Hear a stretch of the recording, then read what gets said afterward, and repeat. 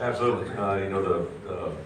Sunday came in, obviously wanted to put our guys through the film, get a chance to correct it. It's always a little bit easier to grade them after a victory than after defeat, so that was a positive thing.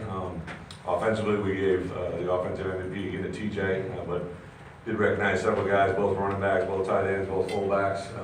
As honorable mention guys did some good things. Also, Colton Jackson probably played one of his better games up front on the offensive line, so guys are coming together a little bit better there. On the defense side of the ball, actually her MVP was Jake Hall, played his best game of his career, was very, very active. Had the one penalty, obviously, that is a great teaching moment. I think both of the late hits on the quarterbacks were really good teaching moments for our defense.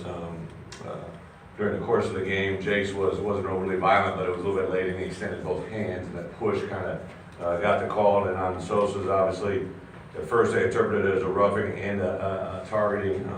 Actually, on the field, they came up to me and said, the officials told me that it probably wasn't a roughing call, but they had to call the helmet-to-helmet, which caused the ejection and obviously a removal from the game. So big coaching points. We haven't had a lot of those this year, or been close to it. So some teaching moments there. And then our special teams MVP were Connor Lippert and Ryder Lucas. We had 7 kickoffs, and 6 of those were touchbacks, and he was kicking into the wind. Connor's really hitting stride. Obviously hit his PATs and his field goals, which every point mattered in that game. So that was big for us. And Ryder Lucas has just been steady. He actually starts on all 4 units. He's been outstanding all year long. And yesterday had one of the only few tackles on punt, and also we only had 1 kickoff return. He made the play, and that was a big point in the game. We wanted to keep the ball down there as far as possible. Obviously, it was a 1-point game, so a field goal would have won the game. So we wanted to have a great coverage, and then to turn around and go 4 and out. Defensively, we had a lot of things we needed to correct, but the opportunity for those guys to take the last 3 possessions, to go 3 and out, 3 and out, and then of course the 4th down, 4 and out at the end of the game. Offensively, responded when it needed to. I think that the part that I really looked at the end of the game, the time of possession and whatnot, they were a team that controlled the football a lot, just didn't give us a lot of opportunities offensively.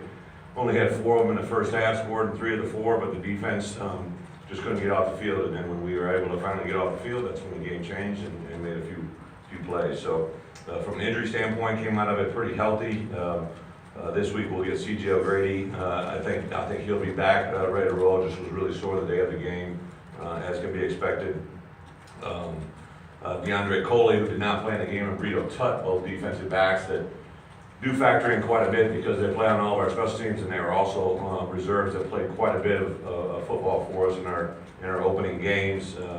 When we don't have those guys, then our safeties and corners got to play the whole game as well as they're tapping into their special teams. So when we've lost some of the key injuries that we've had to affect our overall depth, it kind of just a trickle-down effect. So we hopefully are going to get those guys back, and I'll just alert everybody just in case. I know the world works this way now.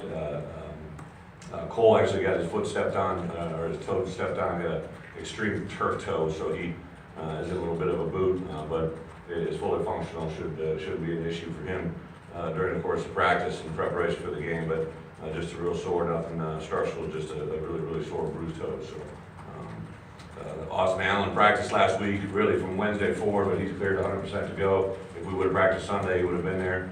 Could have put him in the game Saturday, but obviously the way the game unfolded, we didn't want to put him into that situation. We want to keep the flow of the offense going the way it was and continue to grow him. So we'll get into LSU, a team that obviously is a rivalry game, a boot game. When I first got here, they had the boot, lost our first year, and we were able to take 2 from them, won 2 of the last 3.